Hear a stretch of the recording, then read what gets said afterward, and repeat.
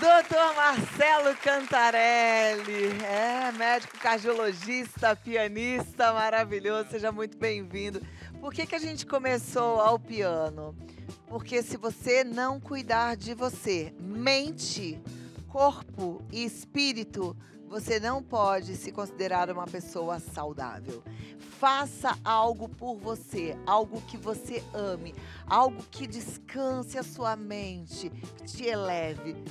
O piano é assim, né? Mas talvez o seu outro hobby, talvez o que você esteja aprendendo, talvez aquilo que você faz, que eu não sei, te eleve. Continue fazendo. Vamos sentar para conversar? Porque isso tudo, gente, é uma forma de prevenir doenças sérias, inclusive um infarto, tá? A gente vai falar hoje sobre infarto. O número de internações por infarto aqui no Brasil aumentou mais de 150% nos últimos 14 anos. Números altíssimos que nos assustam, nos amedrontam. Na verdade, segundo o Instituto Nacional de Cardiologia, tá? A gente acha até que tem outros números maiores, né? O infarto agudo do miocárdio é a principal causa de mortes no país, com 300 a 400 mil casos anuais e um óbito a cada 5, 7 ocorrências. Além disso, a incidência entre os mais jovens vem aumentando consideravelmente. Falamos sobre isso na semana passada, é impressionante. Para nos orientar e responder dúvidas sobre esse tema tão importante, então, Dr. Marcelo Cantarelli está aqui. Eu não sei se é impressão minha, eu procurei até dados, né? Alguns concordam que o número de jovens com infarto é muito maior do que sempre tivemos, mas outros falam que não, que isso não é muito preciso. O fato é que a gente está percebendo muito mais jovens infartando. A gente tem que puxar algo mais histórico há um pouquinho mais de tempo, né? Então, se a gente voltar uns 50 anos, a gente vai ver lá na década de 50, década de 60, por aí, que realmente os pacientes que tinham infarto e que iam para fazer cateterismo, por exemplo, a maioria deles eram depois dos 60 anos de idade. Então, todos eles eram da terceira idade. Isso, com o passar do tempo, a gente que é cardiologista intervencionista, quer dizer, a gente faz cateterismo, angioplastia, a gente que vai desentupir as artérias, a gente foi percebendo, né, da década de 80 para cá, uma redução da faixa etária das pessoas que frequentam hoje o laboratório de hemodinâmica, quer dizer, a sala de cateterismo. Então, hoje a gente recebe infartados na faixa dos 40 anos, né? Pessoas que vêm fazer cateterismo entre 35 a 55 anos, uma faixa muito frequente e que não era lá no começo. Entretanto, a gente percebe que da década de 90 para cá, essa faixa etária vem reduzindo. Isso é um fenômeno mundial também. Aumenta entre mulheres e entre jovens. Então, hoje, a gente vê pacientes infartados na faixa dos 30 anos. É pouco frequente, mas nós tivemos e temos casos dos 20 e poucos anos. Por que isso acontece? Porque a gente já sabe que o que vai provocar infarto são fatores de riscos que são clássicos, que todo mundo, espero que todo mundo saiba, mas enfim, que é você ter pressão alta, você ter o diabetes, você ter o colesterol alto, você fumar, levar uma vida sedentária, ter obesidade, estresse e ter uma genética, né? Então, esses são os fatores clássicos. Entretanto, com a vida moderna, a gente vê outros fatores que podem levar pessoas mais jovens a ter. Tem fatores infecciosos, a gente não pode esquecer da Covid, principalmente a segunda onda da Covid, que foi a variante brasileira, aumentou infartos em jovens, que é um infarto diferente, é causado por um coágulo de sangue, um trombo que vai fechar ali a artéria. E esse coágulo de sangue, esse trombo, ele pode ser formado também por uso de drogas. Então, drogas ilícitas, que muitas vezes são misturadas com outras coisas. Então, você tem alcoolismo com tabagismo, com excesso de energéticos, que são bebidas que vão acelerar muito o coração, aumentar a pressão arterial. Existem fatores que podem levar, além da formação daquele coágulo, uma rachadura na parede interna da artéria, que chama de secção coronariana espontânea, que é muito ligada mais às mulheres por fatores hormonais. Então, essas causas diferentes, e que a gente coloca também que existem doenças que são mais raras, em que o sangue da pessoa ele coagula e forma esses coágulos com mais facilidade. São doenças mais raras. Mas, enfim, essas situações, e ainda somado a hábitos nocivos, porque o sedentarismo, a obesidade, o colesterol, a hipertensão arterial estão começando na infância e não mais lá para frente, né? E aí, quando a pessoa já chega com uns 20 e poucos anos de idade, o tempo de exposição dele ao colesterol alto, à hipertensão e tudo mais, isso leva já ao desgaste e à formação de placas de gordura nas artérias do coração. Então, o que a gente tem que ter em mente? Que a gente tem que adotar hábitos saudáveis de vida desde muito cedo. A gente tem que se cuidar desde a nossa infância, tá certo? E não deixar para se cuidar, não, depois dos 30 eu vou fazer um check-up. Não, não é assim que funciona. Você tem que começar a ter hábitos saudáveis de alimentação, de atividade física, enfim, cedo. Por quê? Porque é o tempo de exposição do nosso organismo a todos esses elementos nocivos que vão levar você a ter infarto numa idade mais jovem, mais prematura. Olha como é importante a gente ter esse tipo de conversa, né? E tem gente que nem lembrava, primeiro, dos fatores de risco. É bom todo mundo lembrar dos fatores de risco, mas também informações novas, como, por exemplo, teve Covid, talvez tenha feito umas plaquinhas lá, né? E que você disse que pode causar alguns trombos e que isso pode ser também um fator para um infarto. E os jovens que abusam na mistura de bebida alcoólica com energético, isso é muito sério. E muitos fazem isso. Eu já vi várias vezes jovem misturando energético com bebida alcoólica, né? Fazendo um drink que, inclusive, os dois estão presentes. Isso é frequente e isso vai aumentar a chance de ter arritmias, uma delas é fibrilação atrial, mas a sobrecarga desses energéticos que aumentam a pressão arterial e aumentam a frequência cardíaca, que desgasta mais, se a pessoa ali já tem uma plaquinha de gordura, né? Por quê? Porque a alimentação é ruim, muitos ultraprocessados, industrializados, não faz atividade física, enfim, aquela placa de gordura, e aí é um conceito que a gente tem que ter, que você não precisa, para ter infarto, ter uma placa de gordura que está entupindo quase que totalmente a artéria, 80%, 90%. Não, uma placa de gordura que pode ser pouco obstrutiva, que está ali na parede, quietinha, e que muitas vezes até em check-ups não aparece, ela, nessas situações de uso de energético, aumento da frequência cardíaca, pressão arterial ou infecção e tudo mais, ela se inflama, se rompe e aí vem um coágulo que vai grudar nessa placa de gordura. E esse é o mecanismo do infarto. Infarto, diferente da angina, que é aquela dor que a pessoa vai sentir para subir escada, ladeira, o infarto é agudo. E ele vem agudo por quê? Porque aquele entupimento de gordura ali, por algum motivo, ele vai se romper, vai se inflamar e aí vem um coágulo. Então, a causa final é esse coágulo.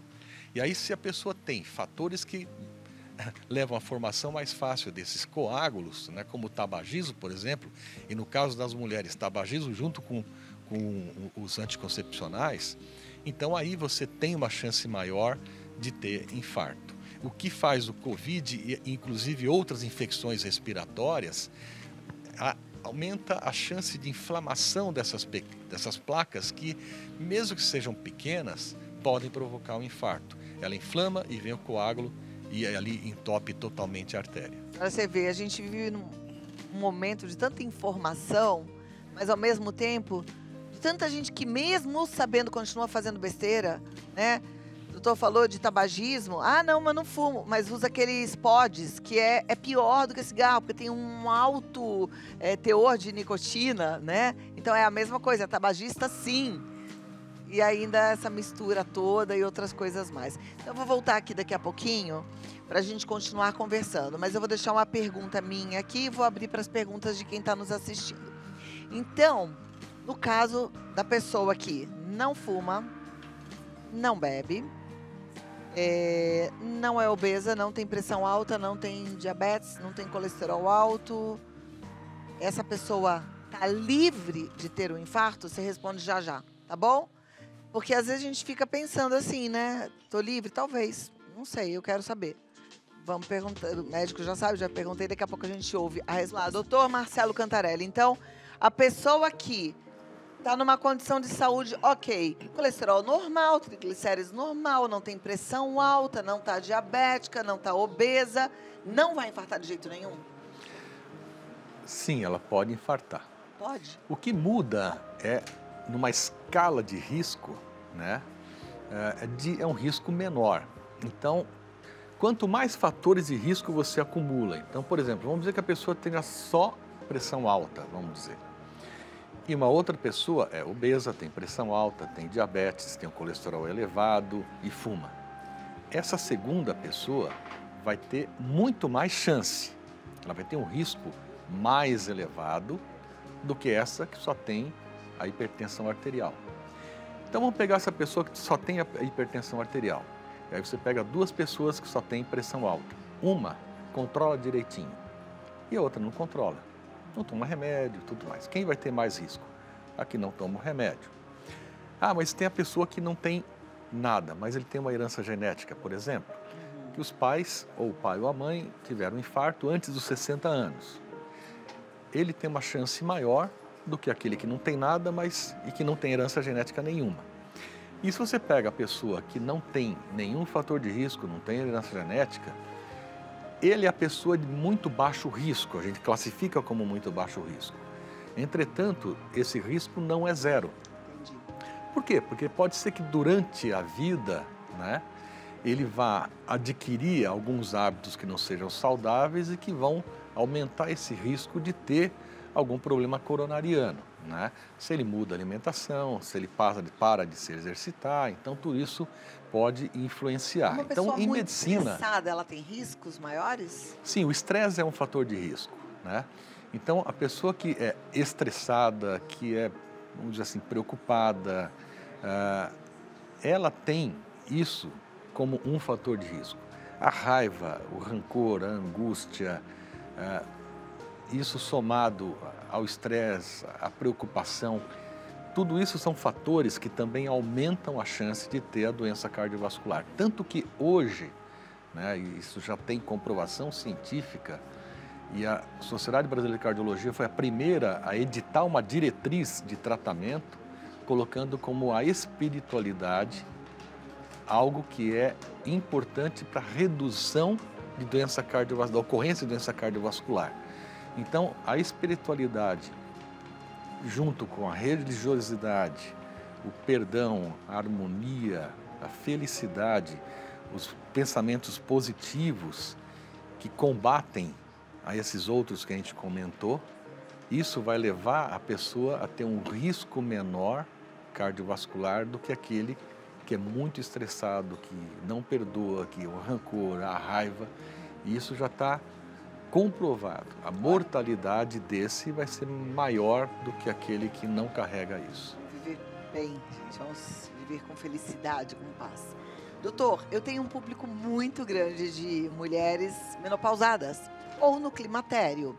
E volta e meia eu falo sobre reposição hormonal. Esses dias até alguém veio falar, ai, puxa, não fala de reposição hormonal com esse amor todo, com essa admiração toda, porque muita gente não pode fazer e tal. Mas eu falo até porque quando eu converso com um médico, endocrinologista ou ginecologista, eles falam que existe um fator protetivo para o coração. Eu queria que você me explicasse isso do ponto de vista cardiológico. Sim. Tanto que a chance da mulher infartar antes da menopausa é menor do que depois da menopausa, entre o fator idade e o fator hormonal.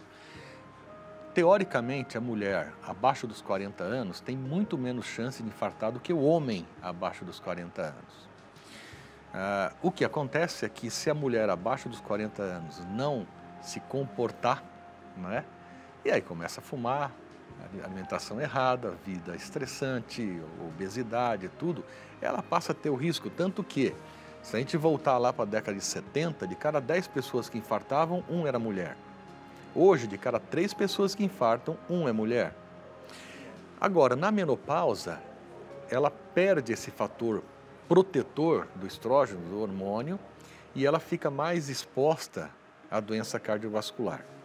Entretanto, a reposição hormonal, que todo mundo achava que poderia proteger, quer dizer, esse hormônio sintético que a gente faz a reposição, vários estudos, alguns mostraram efeitos positivos, negativos, mas hoje há consenso de que não há uma proteção cardiovascular direta se você fizer a reposição hormonal. A reposição hormonal, indiretamente, para quem pode fazer, ela vai melhorar a qualidade de vida da mulher, seguramente. Agora, se a gente comparar a mulher que não faz a reposição hormonal e aquela que faz, do ponto de vista do coração, é igual. É igual. Igual. Olha, é bom a gente saber, né? Porque às vezes eu ouço um médico falando dessa forma que eu coloquei aqui. E eu tenho uma capacidade muito grande de vender, mas também de comprar. Então eu compro as ideias também. Porque aqui a gente recebe sempre referências, médicos renomados, que estudam bastante, que estão atualizados. Mas olha aí, até mesmo na medicina a gente tem essas opiniões que divergem. Eu vou confessar que para nós pacientes é tão complicado tudo isso, né? Porque não existe um consenso. Sim. Porque muitos dos consensos, eles são construídos com o tempo. E muitos dos estudos, para demonstrar se isso realmente funciona, tem que testar em milhares de pessoas. E comparar milhares de pessoas e seguir por 1, 2, 3, 5 anos, até 10 anos, para você chegar numa conclusão. Então, às vezes, um estudo menor, e é muito frequente isso acontecer, vamos pegar 100 mulheres e fazer a reposição hormonal, e 100 mulheres não vão fazer nada e vão ver daqui a um ano o que acontece. Tá vendo? Nesse grupo aqui teve 2 ou 3 que infartaram. Só que se você pegar e colocar 1000 aqui e 1000 aqui e seguir 5 anos, aí você vai ter um resultado totalmente diferente. Né? E aí entra a significância estatística, ou seja, um resultado para ser significante, você tem que fazer esse cálculo de quantas pessoas você precisa dar esse remédio para saber se ele vai ter esse efeito. Agora me explica, o porquê que a mulher menopausada fica mais suscetível? Qual é a função do estrógeno no coração? O que ele faz? Sim, ele faz um efeito protetor cardiovascular. Então, o endotélio vascular, que é um tecido de dentro dos vasos sanguíneos, ele sofre ação direta de fatores nocivos ou fatores protetores. Então, imagina uma camada, né, um tecido, ou como esse tapete aqui, tá certo? Então, alguns fatores protegem para que ele não se rasgue, e outros pelo contrário. Então o estrogênio protege para não rasgar. Exatamente. Então, por exemplo, se você põe aquela cadeira que tem uma haste de metal, no pezinho de metal, e você, com força, você pode rasgar. Se você pega esse daqui, por exemplo, que não tem o metal, que não é pontiagudo, ele não vai rasgar. Então, entendi. Da mesma forma que a gente, quando tem mais hormônio, não está na menopausa, tem a pele melhor, tem mais colágeno, tem os vasos melhores também. Exato. Então, a proteção vascular, ela é dada por alguns dos elementos. E um dos elementos é o estrógeno. Perfeito. Olha, conversei com o Dr. Marcelo Cantarelli, papo muito bom, super importante, muito obrigada. Ele está no SBHCI, que é a Sociedade Brasileira de Hemodinâmica e Cardiologia Intervencionista. Hemodinâmica, Cardiologia Intervencionista. E está no Instagram também, você que viu ele tocando, toca lá lindamente, Marcelo Canta, tá? Então, você pode entrar lá nos dois. E o site da Sociedade Brasileira de Hemodinâmica, Cardiologia Intervencionista é o sbhci.org. Muito obrigada e até a próxima, doutor. Uma alegria te receber, viu? Obrigado.